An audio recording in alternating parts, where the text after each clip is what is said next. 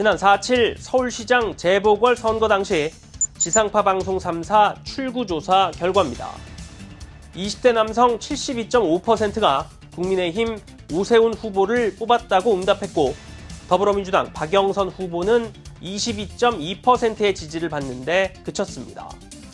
20대 여성 표심은 달랐습니다. 44%가 박영선 후보를, 40.9%는 오세훈 후보를 지지한 것으로 집계됐습니다.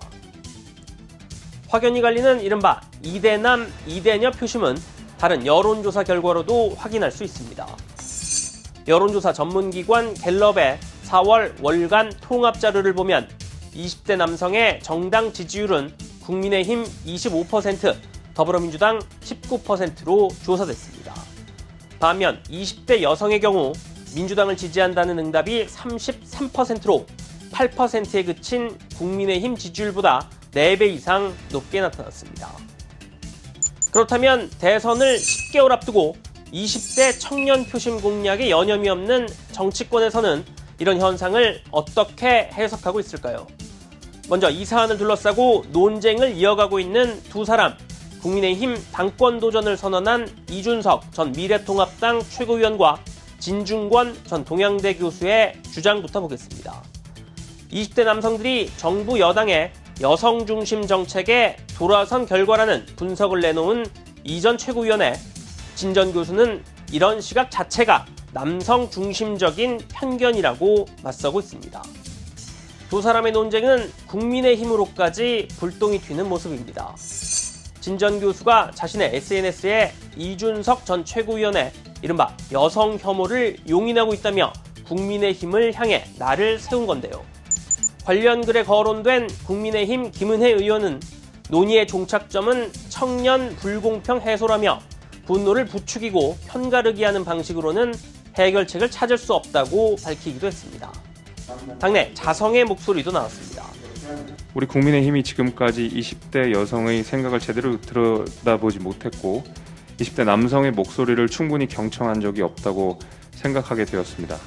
이 점에 대해서 깊이 반성합니다. 국민의힘은 당 차원에서 20대 여성들을 위한 맞춤형 공약을 준비 중인 것으로 전해졌습니다. 재보선에서 참패한 더불어민주당은 20대 남성 표심 이탈이 패배의 주요 원인 중 하나라고 보고 있습니다. 이에 따라 이른바 2대남 표심을 얻기 위해 총력을 기울이는 모습입니다. 당대표 경선 과정에서부터 청년들과의 소통을 강조한 송영길 민주당 대표. 20, 30대 젊은 층의 이야기를 들어주고 그들의 아픔을 함께 공감해주고 격려해주고 이렇게 그들이 말할 수 있는 공간을 열어주는 민주당이 돼야 된다고 봅니다.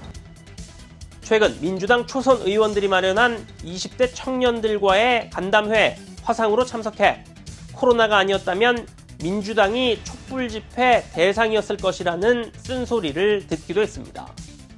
여권 대선 주자들도 잇따라 20대 남성 표심을 겨냥한 공약을 내놓고 있습니다. 이낙연 전 민주당 대표는 군 복무를 마친 남성들에게 사회 출발 자금 3천만 원을 지급하자는 제안을 했고, 앞서 박용진 민주당 의원도 남녀 평등 군 복무제 도입을 제안한 바 있습니다.